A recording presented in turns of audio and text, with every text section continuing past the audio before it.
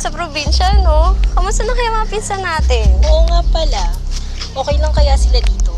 Ha? Bakit? Wala. Nandito na pala tayo.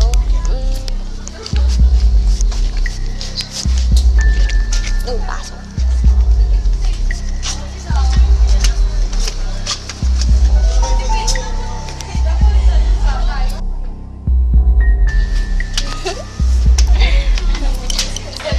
Hello guys! Kamusta na kayo? Bakit kaya? Ano nangyari? Problema nila? Ay naku, hayaan mo na nga lang sila. Ba't ba kasi kayo bumalik pa dito? Ano ka ba? Ikaw ang pahalata kay Melcy? Hindi mo ba alam na natrauma din siya sa lahat ng nangyari? Hindi mo na nga siya matandaan eh. Kaya ikaw, manahimik ka na lang. Ha? Ano ba pinag-usapan nyo? Babaga pang inosente eh. Kaya nga, kriminal, hindi yung magagawa ng papa namin.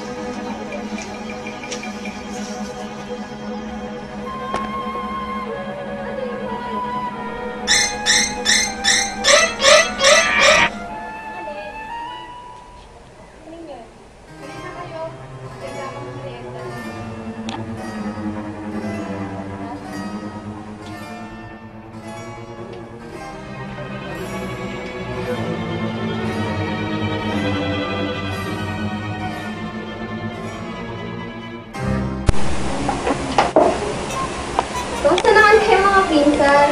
Ayos pa rin naman, pero simula ng traffic. Oo nga pala, diba? Pinis balita ako kung saan na yung bansa. Tsaka, doon ka na ba mag-aaral sa London? Oo, para makatakas na lang ako dito. Sumasalimuot ang nangyari dito sa bahay na to. Ha? Ano ba nangyayari dito? Ikaw pa may gana magtanong yan? Bullshit! Jerome, ano ba yan? Nasa harap ka ng kapagkainan. Kumain ka na nga lang dyan. Ang dami pa kayo ng ginahin namin.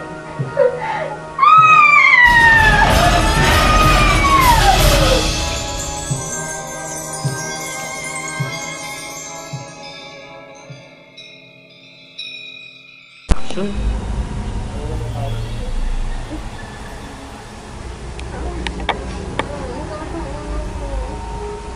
ba? Ba't mo hindi sili kanina?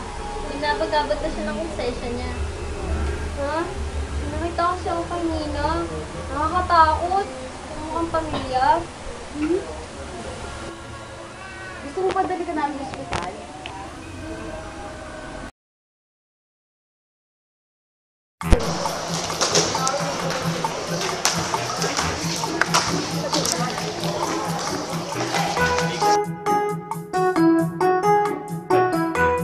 Uy, Chippy! Favorite mo din? Pwede pahingi? Goal! Goal! Goal! Goal! Ano na yung love life ko?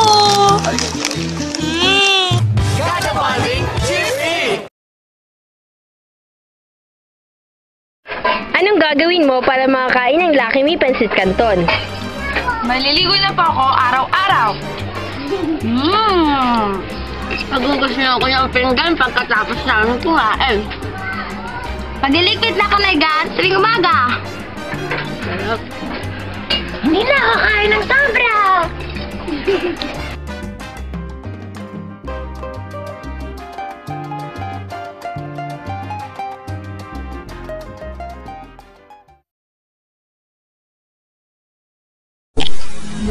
Nagaling po siya ng matinding trauma.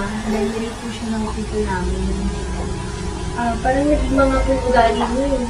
Tsaka, naging isip bata na siya sa simula nung mangyari yung mga pangyayari yun.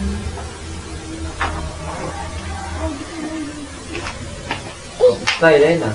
Wala po na matawag sa akin, Elena. Chelsea na po. O, sige. Leslie, pwede mo pang sabihin sa akin kung ano nangyari ng gabi mo? Ano po kasi, may nakita po kasi ako. Nakakatakot po kasi siya eh. Tapos, sumisigaw siya. Sabi niya, Helena, Helena. Nakakatakot. Ayoko nang bumalik doon. Alam mo ba, Nancy, yung tinatawag na dissociative fugue, minsan kasi asang tao, pag nakakaranas ng matinding stress o trauma, nagkakaroon ng ganito. Nagkakaroon ng temporary amnesia. Nakakalimutan yung mga bagay sa tingin niya ay makakagulo sa normal niya pamumuhay. Pwedeng ilang araw, buwan, o kaya maraming taon. In rare case, nagkakaroon ng pag-iba-iba sa ugali ng isang tao ang may ganitong kondisyon. Kaya pala parang nag-iisip bata po siya. Ganun po ba yun? Sa kaso mo, ang nag-trigger ng film na ito ay yung nangyari ng gasahin ng tito mo.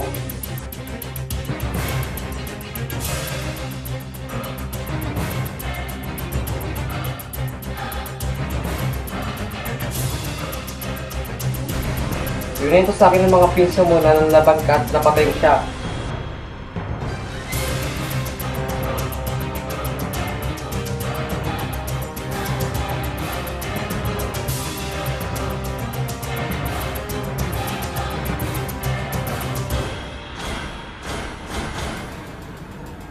Pinilayan at pinukpok na martilyo ang bungo sa mamatay ito.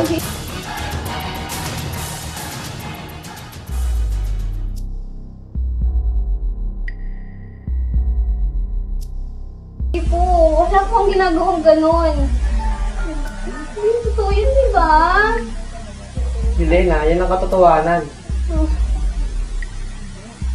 Ayoko na pong bumalik doon. Ayoko na. Okay, sige. Unti-unti natin hanggang sa malalamang lahat. Sige, Dok. Salamat po.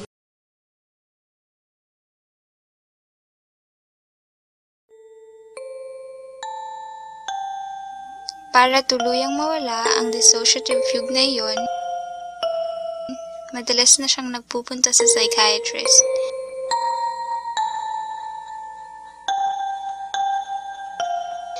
Sumasailalim din siya sa exposure therapy.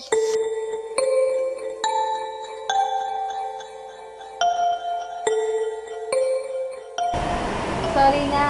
Akala ko kasi nagpapanggap ka lang hindi mo alam ang nangyari. Alam naman namin munti ka hanggang sa ni Papa. Mahirap tanggapin na nagawa niya yun, kaya mo napatay.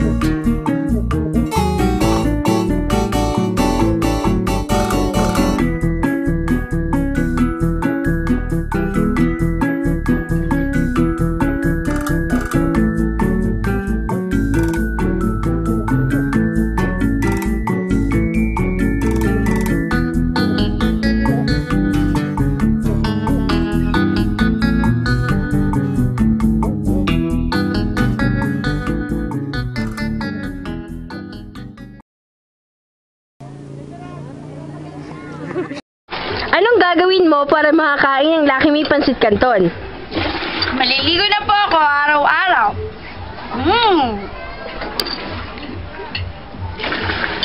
Eh, ikaw! Kawawa rin!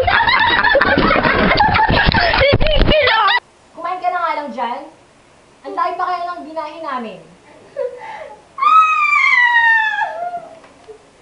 Eh, kaso si Jerwin.